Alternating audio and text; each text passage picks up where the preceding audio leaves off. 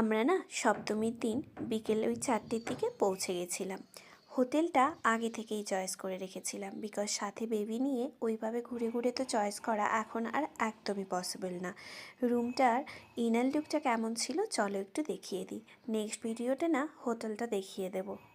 তো আমরা যে রুমটা চয়েস করেছিলাম এরকম বেশ সুন্দর স্পেসিয়াস ছিল। প্রথম থেকেই আমরা যেখানে ঘুরতে যাই খাওয়া দাওয়া থাকা খুব ভালোভাবে নিজেদের পছন্দ মতো চয়েস করি, যাতে কমফোর্টেবলি থাকতে পারি।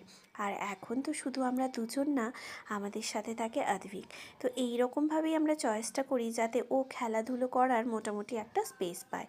দেখো, মাউন্টেন যাচ্ছি, মাউন্টেনের ভিউ তো একদম মাস্ট। রুমের সাথে যে অ্যাটাচড ব্যালকনিটা ছিল তার সাথে এরকম একটা সুন্দর ভিউ ছিল।